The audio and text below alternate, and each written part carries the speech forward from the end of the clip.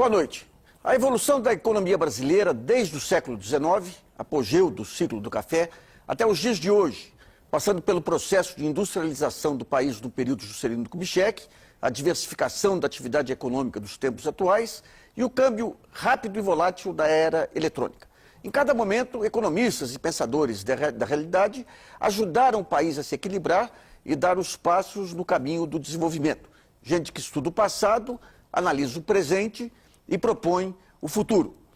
O Brasilianas.org de hoje é um programa especial com um desses homens que se debruçam sobre a realidade do país na busca de soluções para os inúmeros problemas que uma economia complexa como a brasileira gera todo dia. O nosso convidado é o ex-ministro Antônio Delfim Neto, economista formado na Universidade de São Paulo, hoje professor emérito da mesma escola. Delfim Neto foi secretário da Fazenda no governo de São Paulo e, durante o regime militar, ministro da Fazenda, Agricultura e do Planejamento. Também foi embaixador do Brasil em Paris. Com a redemocratização do país, Delfim Neto foi eleito 5 vezes deputado federal.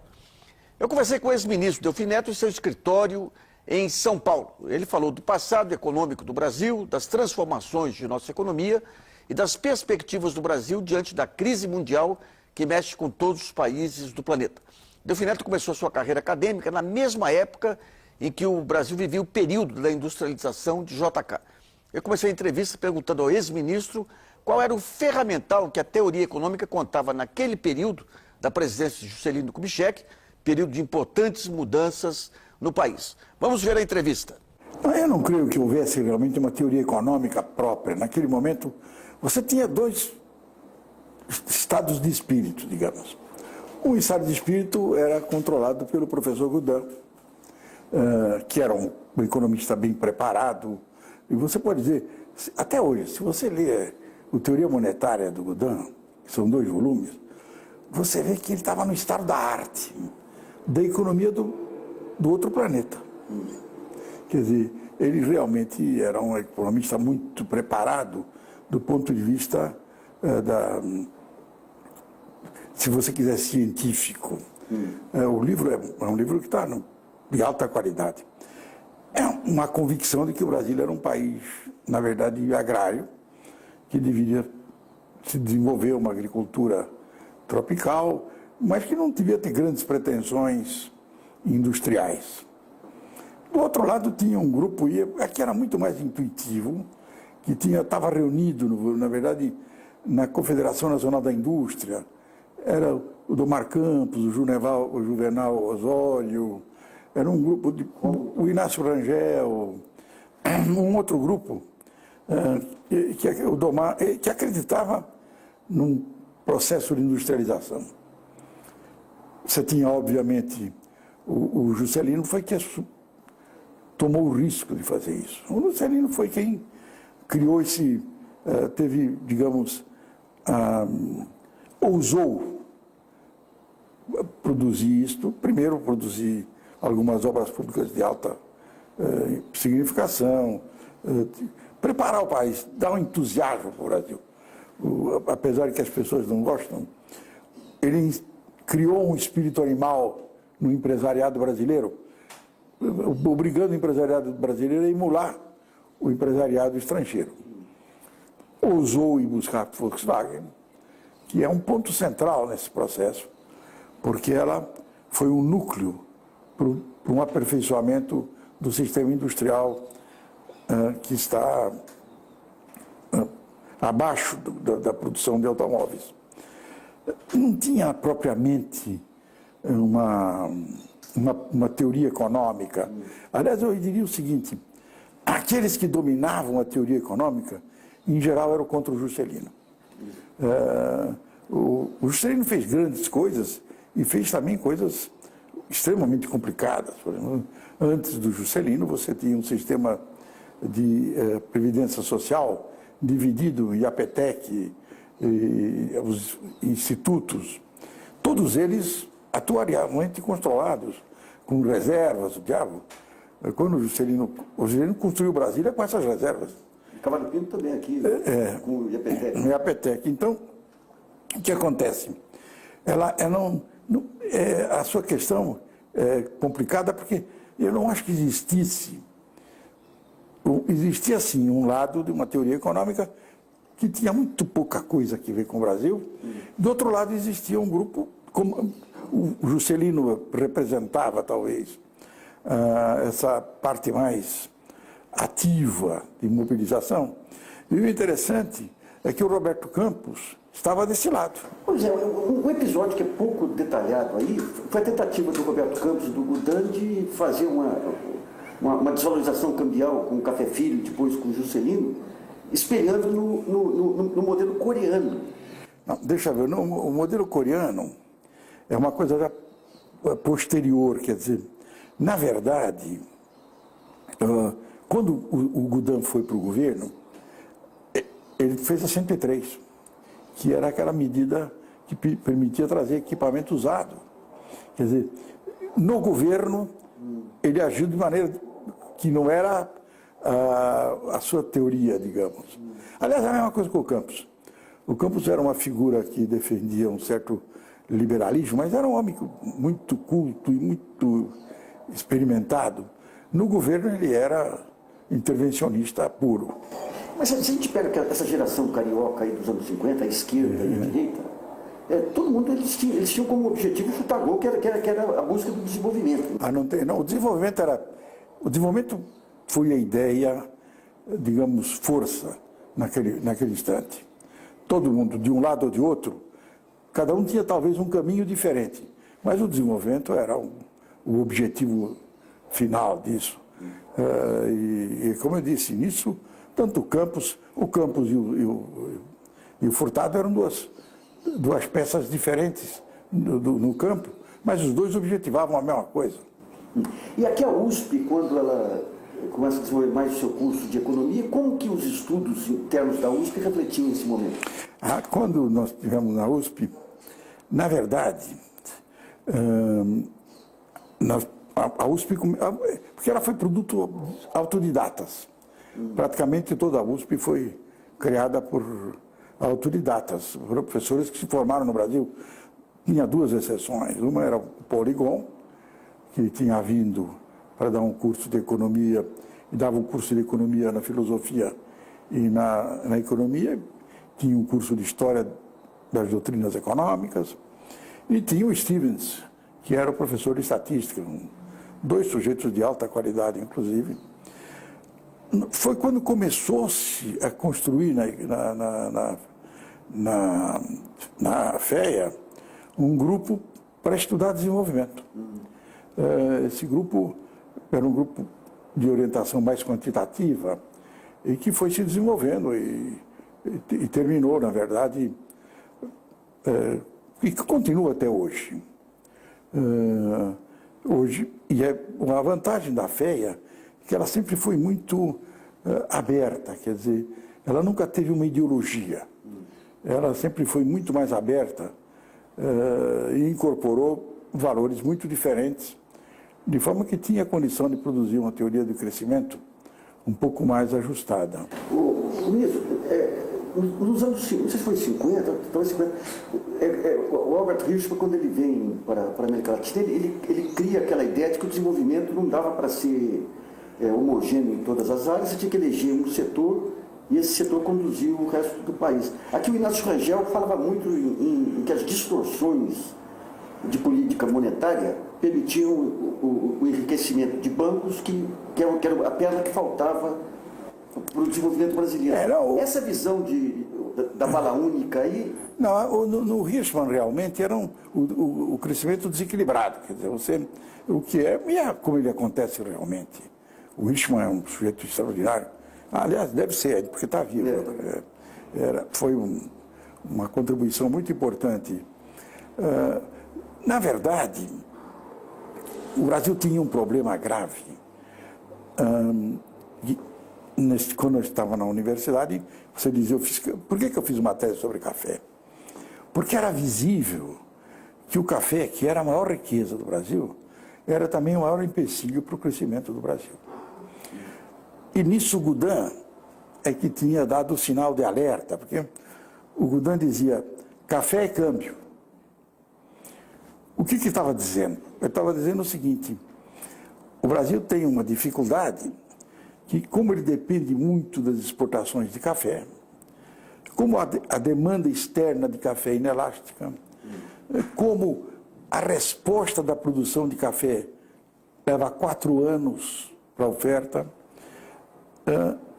você tem um ciclo dentro disso, que é a minha tese, era exatamente esse processo, mostrar que aquilo continha dentro dele um ciclo. E que ciclo era esse? Havia uma geada, havia uma grande queda na produção de café, havia uma redução da oferta de dólares, havia uma explosão da taxa cambial. Quando explodia a taxa cambial, todos os italianos, espanhóis, poloneses, os libaneses, os turcos, cada um deles expandia o seu negócio. O sujeito lá na Moca começava a fabricar uma manivela que era importada, o outro fazia isso, aquilo ia. Então você tinha um surto de industrialização, de repente vinha uma safra de café enorme, a demanda era inelástica, o preço caía dramaticamente, a receita de dólares crescia, ao contrário, quando você tinha a queda da produção, a receita subia, porque a oferta era inelástica. Aí reduzia a oferta de dólares, tá certo? Então o que acontecia? O câmbio voltava para caía dramaticamente. Era um negócio contracíclico. Melhorava o café, destruía a indústria nascente. Piorava o café, melhorava aquela indústria nascente. Quando eu fui para o governo, eu acertei com o presidente que nós íamos reduzir a importância do café. O café representava 70% das exportações brasileiras. Lá o Brasil tinha sido vítima de um processo cepalino, que envolvia algum desses nossos economistas, que dizia o seguinte: a taxa de câmbio não tem efeito sobre a exportação. A exportação é inelástica, não adianta mexer no câmbio, que a exportação não vai crescer. Você pode defender essa tese? Defendeu durante anos. Tanto é verdade que o Brasil passou 20 anos exportando $1 bilhão. Aí você fez as primeiras mexidas no câmbio, objetivando essa mudança. Houve aquele problema, a grande guerra, que era o confisco cambial. Na verdade, o confisco cambial era possível. Eu recebia muita crítica. Por quê? Porque, como a demanda era inelástica, o governo se apropriava de um pedaço da valorização e, com isso, ajudava o crescimento. Tanto em 8 anos, praticamente, o café caiu de 70% para 12%. Quanto tempo? Em 10 anos, menos de 10 anos. Ou seja, você criou, e o café continuou a crescer. Não prejudicou o café, mas ajudou a economia brasileira dramaticamente. Ministro, antes de entrar nesse período dos anos 70, é só um ponto. Quando a gente percebe anos 30, 40, 50, muito da acumulação de grandes grupos brasileiros se dava no mercado de títulos da dívida pública e da dívida externa também. A gente veio com o Guilherme da Silveira lá. Vamos dizer, eles tinham uma indústria nacional, que era têxtil. Agora, eu acredito que essa parte financeira foi de pequena importância para eles. Para a capitalização? Para a capitalização. Não é, a capitalização original foi quando eles exploraram o tráfego. Não, sim. Mas desde lá, se a gente pega... Lá você tinha os truques. Como em todo regime autoritário, uma boa parte dessas fortunas foi feito na tacada. Quer dizer, era o que eu dizia, era o regime do tiro. Tanto quando eu fui para Brasília, as pessoas ficaram muito alegres. Isso é um paulista idiota, em uma semana a gente manda ele de volta. Porque eles viviam do tiro. Então era o tiro que recebia um informe de que ia ter uma mudança no preço do café, recebia um informe de que ia ter isto. O Banco do Brasil ia comprar aqui em São Paulo, você ia importar o uísque a $8. Então, você vivia, na verdade, e o Rio era o centro disso. O Rio era o centro disso. Então, mas eu não acredito que essa gente que fez, em geral, fez na indústria. E depois desapareceu. Se você vê em São Paulo, por exemplo, nenhuma das indústrias que existiam, eu nasci no Cambuci. Então, as indústrias em geral estavam no Cambuci, no Ipiranga ainda muito menos. Nenhuma delas sobreviveu. Não tem um industrial italiano que tenha sobrevivido. Nem turco libanês, ou seja lá o que for, tá certo? Nesse período. Eles cresceram e depois não se adaptaram às mudanças que aconteceram no Brasil. Agora, em 70, quando entra, digamos, passa a ter esse estímulo às exportações, qual o peso das exportações no PIB brasileiro? A coisa foi muito importante pelo seguinte, quando você introduziu... O problema da taxa de câmbio é o seu nível e a sua flutuação, a incerteza sobre ela. Quando, em 67, foi introduzido o crawling peg, que nós fizemos uma desvalorização, dissemos agora a taxa de câmbio vai mudar semanalmente, aleatoriamente, escolhendo um dia, e pela diferença entre a inflação americana e a inflação brasileira. Então você deu uma taxa de câmbio real, estável, durante praticamente 10 anos, 12 anos, 10 anos. Aí você teve uma ressurgência gigantesca. A exportação passou de 1,2 bilhão para 6 bilhões em 5 anos. Coisas fantásticas. Você pega o setor têxtil, que exportava 100 milhões de dólares, com os programas de estímulo, passou a exportar 2 bilhões de dólares, calçados igual. E depois veio a indústria mais sofisticada, a indústria de máquinas. Você pega uma Rome, que era uma indústria do estado da arte, exportava torno para a Alemanha, quer dizer, não é... Amigo, naquele período, ainda, devido às características das condições brasileiras lá, o desenvolvimento era visto como... como que foi visto no seu período? Esse estímulo à exportação e o estímulo a um conjunto de... E a agricultura. Agricultura, e um conjunto de setores que já estavam relativamente maduros para deslanchar. Mas ainda não se via como um processo sistêmico ainda, né? Não, os grupos que foram criados no Juscelino era uma tentativa de escolher, na verdade, os caminhos, os vetores do crescimento. Alguns maturaram, outros não, mas existia uma concepção de crescimento. Então, é como eu disse, você falou em matéria de coreano. Nos anos 70, eu encontrei o General Parker, que foi quem fez a Coreia. E tivemos uma longa conversa, e o governo estava construindo o BFIEX, estava estimulando as exportações. E ele me disse, esse seu negócio é muito modesto. Eu vou escolher 6 grupos na Coreia, vou entregar para eles a obrigação de fazerem, se não der certo eu troco o sujeito. E eu vou escolher indústria naval, eletrônica, e fez a Coreia. A Coreia, eu dou risada quando as pessoas vêm dizer, escrevem livros, dizendo, não, o negócio da Coreia foi porque os preços eram adequados, foi porque... Nada, a Coreia é a emanação do cérebro de um sujeito. Mas em 54, quando o Campos tenta fazer a desvalorização, com o Juscelino, inclusive, a Coreia já era um exemplo em termos de câmbio. O Campos menciona isso. Não, a Coreia tinha um câmbio muito mais livre, mas com o Juscelino foi um problema que é um dos defeitos dele, foi realmente não ter entendido que precisava mexer no câmbio. A briga com o FMI foi uma briga idiota, não tinha nenhuma razão, quer dizer, e nos levou à insolvência. De forma que câmbio, na verdade, é uma das variáveis mais importantes para o crescimento da economia. Não adianta querer discutir.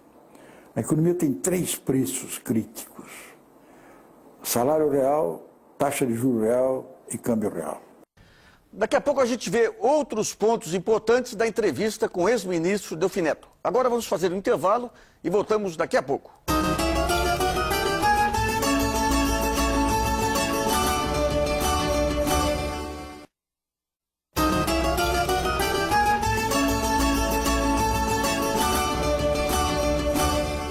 Estamos de volta com o Brasilianas.org, que hoje apresenta uma entrevista especial com o ex-ministro Delfim Neto. Neste segundo bloco, Delfim vai falar da importância do câmbio na economia brasileira. A teoria econômica muitas vezes é usada para a defesa de interesses de grupos políticos ou setores hegemônicos da economia, principalmente quando o assunto é câmbio. Eu perguntei ao ex-ministro por que o câmbio apreciado, ou seja, a moeda valorizada, tem tantos defensores no Brasil. Vamos ver o que ele disse. Na minha opinião é o seguinte, é um desconhecimento da realidade. Existem algumas teorias que não têm nada a ver com a realidade. Quer dizer, quando um país cresce, quando um país se desenvolve, é natural que o seu câmbio se valorize. É um fato natural, porque você está substituindo, os preços relativos se alteram e altera o câmbio. O que mudou foi que essa teoria não levava em conta uma coisa. Tanto é verdade que em Bretton Woods, até 72, o fundo nem queria ouvir falar em liberdade de movimento de capitais. Foi quando o Nixon quebrou o padrão ouro e que começou a haver uma liberdade de movimento de capitais, coisa que tinha existido antes da Segunda Guerra. Quando você introduz a liberdade de movimento de capitais, o câmbio deixa de ser um preço relativo. Ele passa a ser o preço de um ativo financeiro. E se a taxa de juro interna for muito diferente da externa, há um movimento de internação de capital que vem explorar só essa diferença. Mas essa exploração dessa diferença produz uma destruição do setor exportador.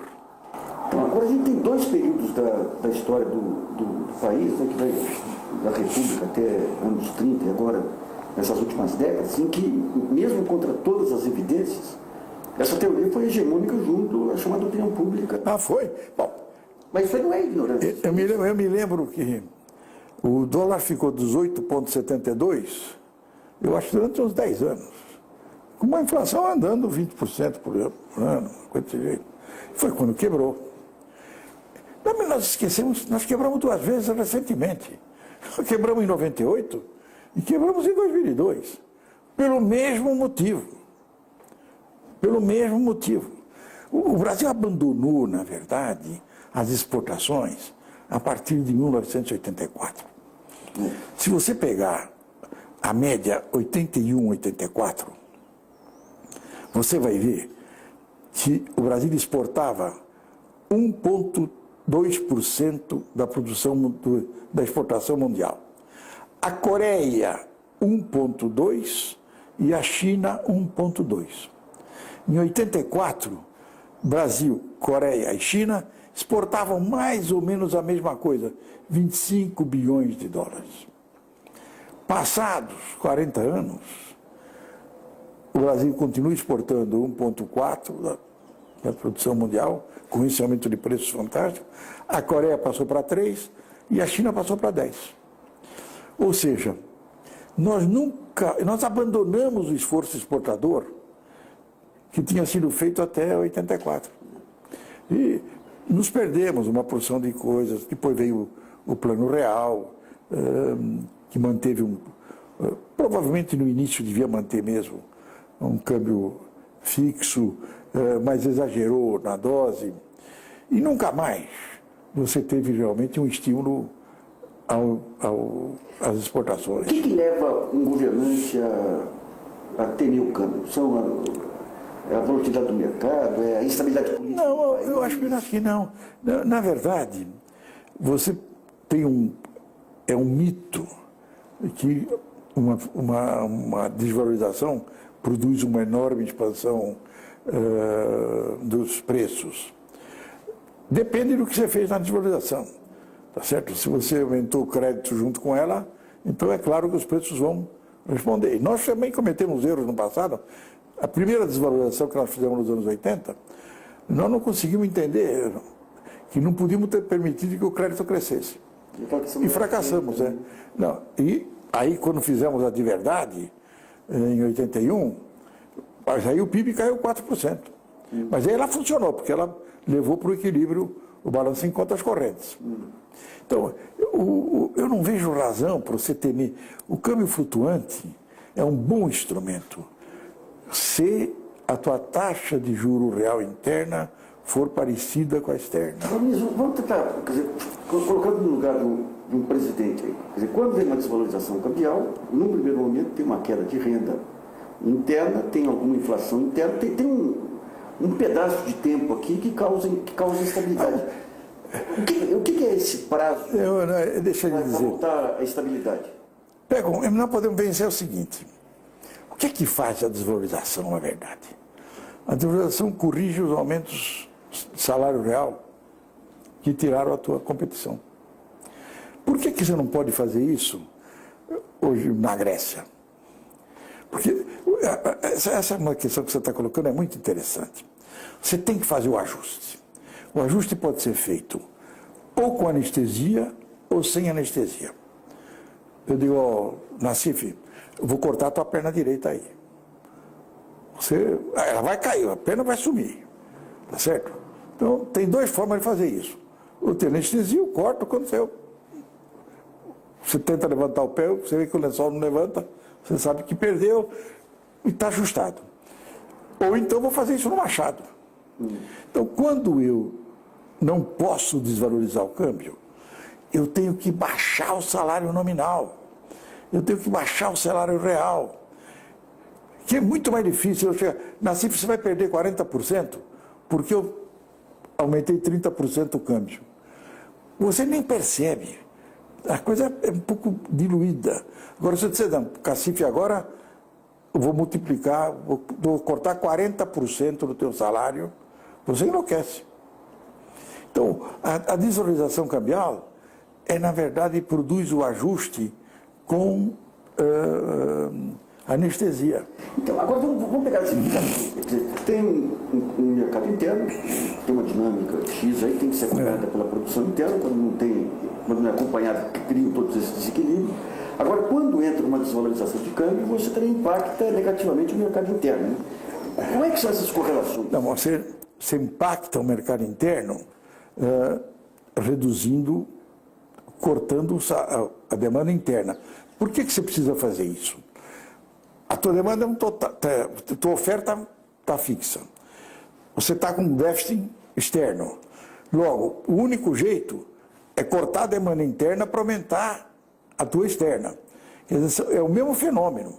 Não tem como fazer simultaneamente o aumento da demanda interna e ter excedente para exportar. Quer dizer, digamos, consumo mais investimento mais governo, mais o déficit em contas correntes é o PIB. Se eu quero aumentar o saldo em contas correntes, este tem que ser cortado instantaneamente. O que produz a melhoria das exportações? Depois tem um multiplicador, vai elevando a renda, volta a crescer também a absorção interna. Agora, no instante, ela tem um produto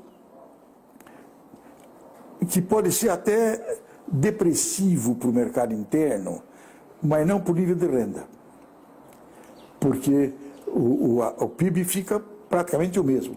Eu só desloco aquilo que era demanda interna, eu corto um pedaço e faço como demanda externa, que é a exportação. Mas tem uma queda de renda? Mas tem uma queda de renda, claro que sim. Não tem nem dúvida, não tem nem dúvida. Ministro, quando a gente olha os livros aí sobre a Revolução Industrial Inglesa lá. Quer dizer, a Inglaterra não tinha máquinas mais avançadas que a França, não tinha legislação melhor. Agora, ela constrói um mercado externo que era praticamente infinito na época. Era o câmbio que promovia isso. Nós estávamos num regime de padrão ouro, tá certo? O câmbio, todos estavam com o câmbio fixado com relação ao ouro. Na Inglaterra, eu acho, começou realmente com... Ela criou uma legislação de patentes que foi muito estimulante. Até hoje, você toma teu uísque, que era por direitos da rainha, concedido pela rainha. Quer dizer, essa Constituição, essa patente, no início do século, no final do século XVI, que eu acho que é um ponto importante. Ela sempre teve, na verdade,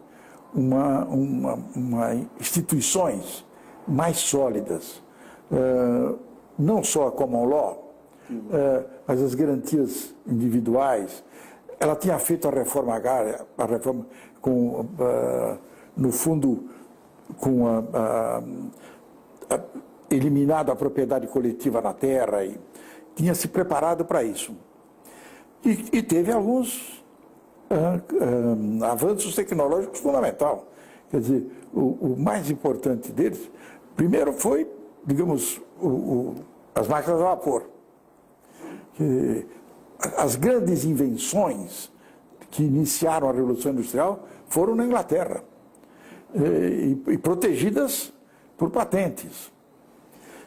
Ela rapidamente construiu canais, ela construiu estradas de ferro.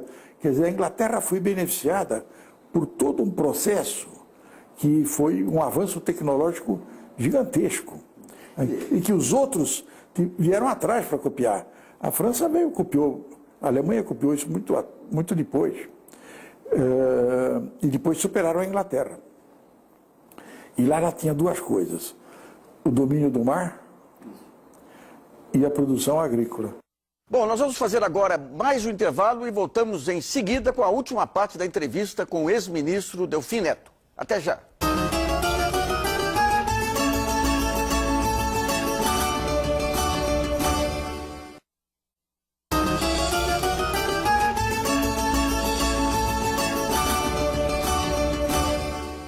Voltamos com Brasilianas.org, que hoje mostra uma entrevista especial com o ex-ministro Delfim Neto.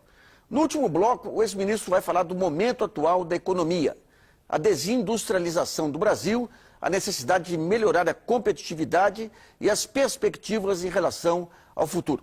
Eu perguntei a Delfim o que se deve fazer para reverter o quadro atual de desindustrialização e quais as medidas sistêmicas necessárias para estimular o crescimento da economia.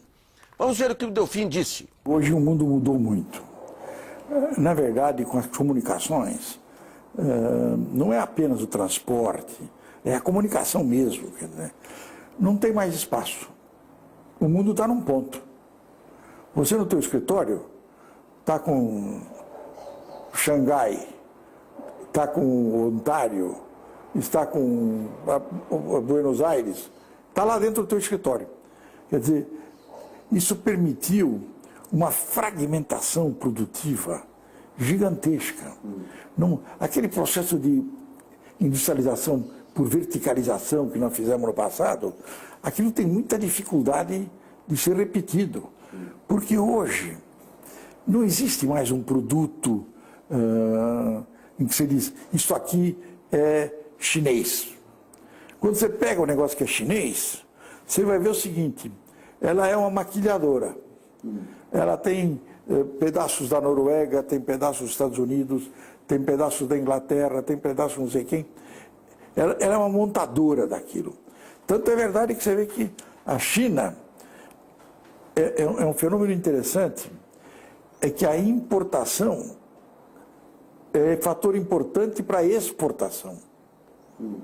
E é uma coisa curiosa, a China é um negócio interessante. A exportação chinesa depende da importação chinesa. Então, esses mecanismos hoje tem que... A nova política industrial tem que levar em conta esse fato. em que você precisa... Agora, o que você precisa, o que aconteceu conosco, é que nós tiramos as condições isonômicas do Brasil. É isto que aconteceu. Eu sempre brinco fazendo um exercício aritmético. Você pega um brasileirinho, que é exportador, e pega um chinesinho. Tá certo?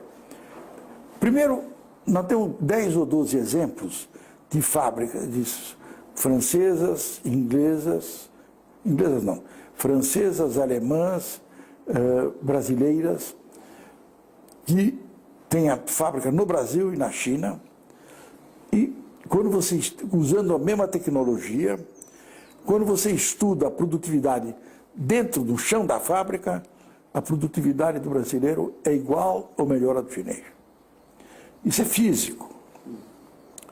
O que acontece quando sai da fábrica é que o chinês vai para o porto, o nosso cai num buraco. Mas pega só o exportador. Então, em cima desse sujeito aqui, você põe 36 quilos de imposto. Depois põe mais 12 quilos de juros real. Ele já está carregando 48 quilos. Aí você põe mais 20 quilos de câmbio supervalorizado. Então o brasileirinho está carregando 66 quilos. Aí você pega o chinesinho, tem 17 quilos de imposto. Tem 2 quilos de taxa de juros. E tem menos 20 de câmbio. O chinês está levitando, está a 3 metros do chão, e o brasileiro com 46 quilos. Aí o chefe de Brasília diz, corre. O brasileiro cai, o chinês sai que nem um rojão. E aí ele diz, está vendo, ele é ineficiente. Por quê? Porque nós tiramos do empresário brasileiro essas condições isonômicas. Nós, na verdade, todos os fatores de produção no Brasil hoje são extremamente caros. Não vamos ter dúvida, o Brasil é o país mais caro do mundo. Agora mesmo, os Estados Unidos descobriu esse fracionamento aí que produz o shale gas, o shale oil. O gás custa nos Estados Unidos hoje 1/12 do que custa no Brasil. A eletricidade no Brasil, que era a coisa mais barata do mundo, quando nós construímos Tucuruí, precisava de demanda, fizemos um acordo com a Alcoa, que se instalou, porque nós entregávamos energia a 17 mil, progrediu, exportou, agora está saindo do Brasil, vai embora para Qatar, porque nós penduramos na energia elétrica 12 pendurucalhos, não é apenas um absurdo de ICMS de 25%, tem mais 12 impostos, você está com a energia mais cara do mundo. O aço no Brasil é 40% mais caro do que o mundo. Então o que aconteceu? Você produziu um tal desequilíbrio que o sistema sozinho não é incapaz de superar. Quer dizer, isso precisa de uma ação do governo persistente na direção correta. Agora, ministro, vamos tentar ver. A gente chega num momento que tem todo esse quadro que o senhor traça e internacionalmente você tem... Já acaba essa questão da verticalização das indústrias. E o Brasil, nessa fase de mudança aí de toda a estrutura produtiva mundial, ele não se colocou justamente para câmbio. Daqui para frente,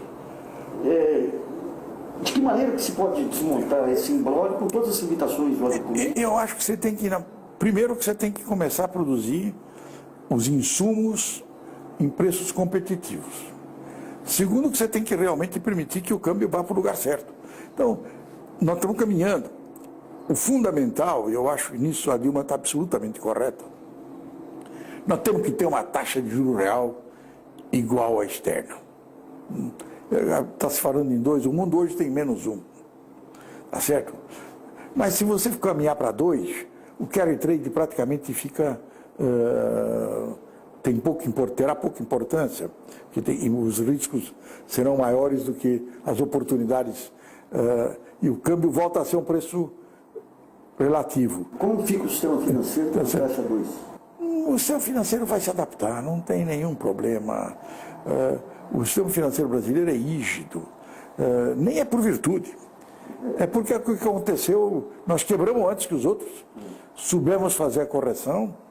O Brasil teve avanços dramáticos depois da Constituição de 88, e um desses avanços, que nós estamos vendo hoje os benefícios, foi a Lei de Responsabilidade Fiscal. Foi ela que transformou o Brasil na possibilidade de ser a federação que historicamente ele nasceu como. Agora, quando coloca todos esses pontos, que são de difícil resolução, o único que permite você estatar e criar um espírito de desenvolvimento é o câmbio. O câmbio ajuda. Mas digo, como pontapé inicial.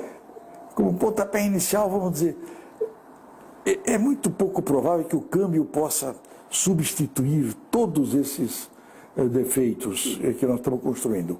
Ele tem que ir para o lugar certo e tem que ser ajudado por essa política. Hoje, por exemplo, você tem uma política, obviamente, nós recebemos um presente que é o pré-sal.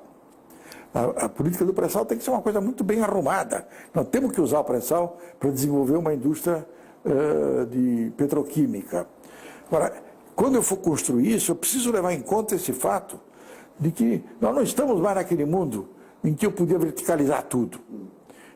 Eu tenho que encontrar mecanismos de combinar isso. O Brasil já tem centros de pensamento que permitem elaborar isso? Eu acho que está começando a entender isso. Ainda está meio primitivo, mas eu acho que tem. Eu tenho lido alguns trabalhos, inclusive feitos por alguns técnicos do governo, que já pensam nesse assunto, estão desenvolvendo isso. Não tem outra saída. Nós temos que dar as condições isonômicas para o empresário brasileiro. Ele tem que ter o câmbio certo, o juro certo e o salário real certo.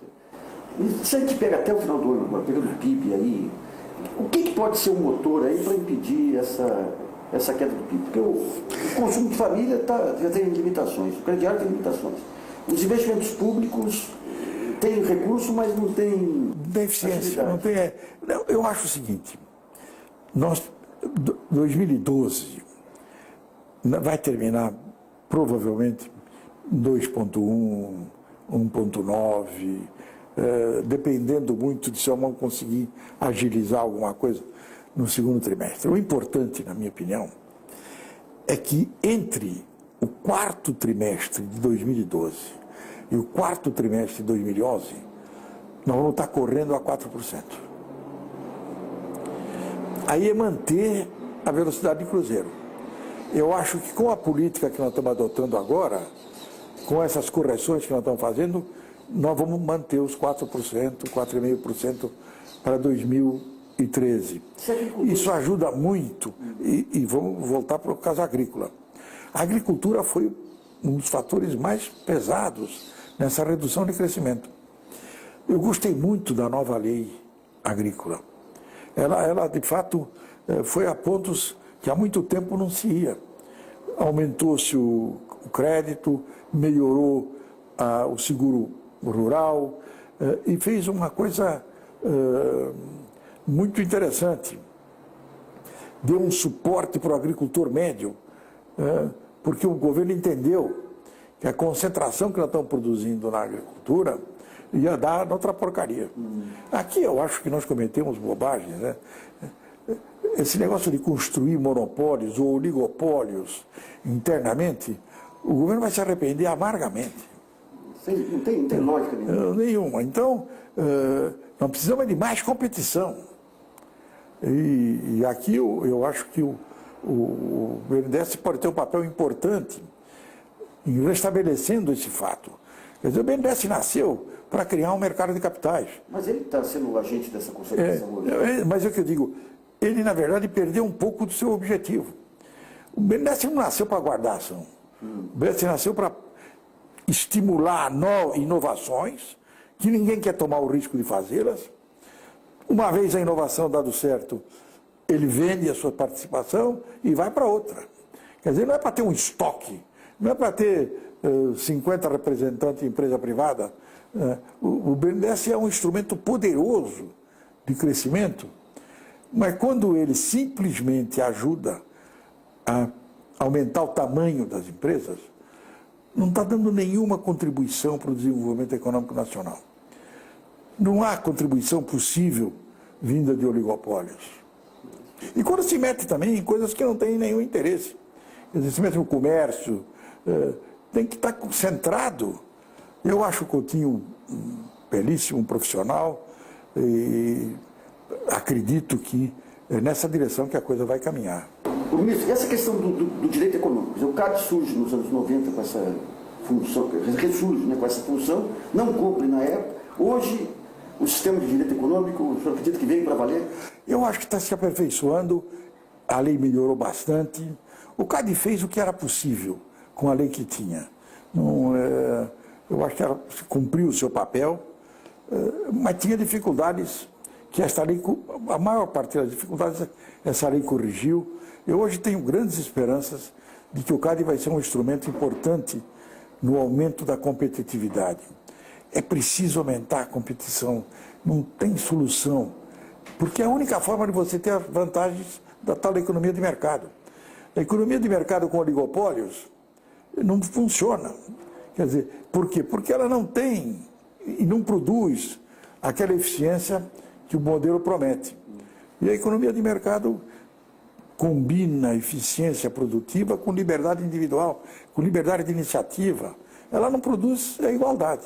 Por isso é que precisa o Estado para corrigir. Ministro, o senhor, ao longo da sua carreira, até por sua vida pública, como ministro, como político, tudo, o senhor acumulou um conjunto de conhecimentos que não é usual, digamos, no economista. Conhece a psicologia do empresário, conhece as limitações da parte política, conhece as limitações de governar, conhece... Quer dizer, hoje a gente vê que está surgindo um novo consenso em favor do desenvolvimentismo, mas tem todos esses óbices que o senhor conhece bem aí. Se pudesse pensar o Brasil em 2020, como pré-sal e com essas questões políticas, como é que o senhor veria? A política ainda é capaz de desestabilizar o país desse rumo? Não, só a política pode desestabilizar o país, na minha opinião. Eu vejo com muita preocupação o que está acontecendo no Congresso. Na verdade, você tem as últimas medidas do Congresso, são medidas quase inacreditáveis.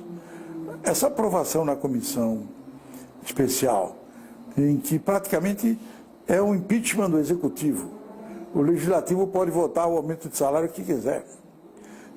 Essa acumulação, essa combinação de sindicatos que se apropriaram de Brasília, tá certo? E que ficam... Há uma ameaça de uma greve geral. Quer dizer, se você olhar o que existe hoje no Congresso, que potencialmente pode destruir o equilíbrio que nós estamos construindo cuidadosamente desde 1995, eles podem destruir isso num prazo muito curto. Eu gostei muito quando a presidenta disse: não vamos brincar, não tem brincadeira fiscal na beira do precipício, que vai para baixo mesmo. O equilíbrio fiscal é a coisa mais importante. E o Congresso tem que produzir um orçamento que respeite esse fato. E ele cumpre o seu papel de fiscalizador. Eu hoje acho que vou lhe dizer por quê. Quais eram os fatores que abortavam o crescimento brasileiro? Que sempre abortaram o crescimento brasileiro? Ou uma crise de energia, ou uma crise de balanço de contas correntes. Em geral, as duas estavam juntas, porque você importava 80% do petróleo. O pré-sal é uma possibilidade de superação desses dois obstáculos.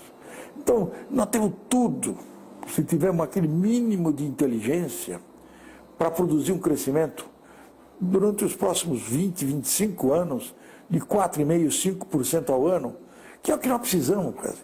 Quando nós crescemos durante 32 anos a 7,5% ao ano. Mas a população crescia a 4%. Hoje a população cresce a menos de 1%. Se você crescer 5%, você estará crescendo mais do que crescia no período anterior. É isso que nós precisamos. E isso só pode ser feito com maior respeito para o equilíbrio fiscal. E eu estou convencido, o maior risco que esse desenvolvimento corre hoje é a irresponsabilidade fiscal que está se acumulando no Congresso. E isso não chama atenção para a urgência aí dessas mudanças na legislação política, partidária? Eu acho que sim. É que a mudança partidária está acontecendo. Talvez por efeitos, digamos, insuspeitados. Eu acho que o Kassab, quando teve sucesso construindo aí o seu partido, ele abriu a porta para algumas coisas importantes. Eu suspeito que nós vamos ver, num prazo muito curto, uma rearrumação da política nacional. E se o senhor fosse postar no pé dos novos políticos, quais seriam suas apostas? Exclusive, Os novos políticos que estão, as novas lideranças. Eu acho que há uma porção de nova liderança surgindo aí. Eu não queria fazer uma indelicadeza, são todos meus amigos. Eu acho que nós temos vários nascendo e com uma concepção adequada. Tem vários governadores de estado hoje produzindo administrações bastante eficientes. Temos pessoas no Congresso que pensam direito, que estão trabalhando. Eu tenho uma grande confiança no sistema brasileiro. Na verdade, a Constituição de 88, ela deu os 3 vetores que o Brasil tem que seguir. Com todas as críticas que se fazem, com talvez alguns desejos um pouco maiores, mas ela quer uma sociedade republicana, ela quer uma sociedade democrática. Nós estamos provando que somos uma república democrática, nós já provamos que somos capazes de fazer uma eleição sem problemas nenhum. Tivemos que tirar um presidente, tiramos, ele voltou como senador, o que mostra que é um país aberto e ele quer uma sociedade razoavelmente justa. Ou seja, talvez seja o único país que tem como objetivo educação e saúde universais e gratuitas.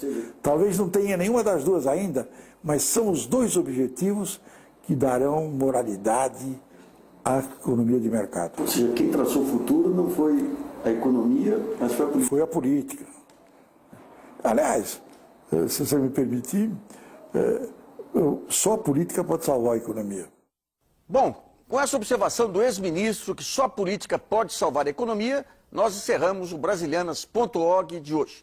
Agradeço ao professor Antônio Delfineto pela entrevista e você que nos assiste, muito obrigado. E não deixe de participar do site www.brasilianas.org, mandando perguntas, trabalhos e vídeos. Esse espaço aqui também é seu.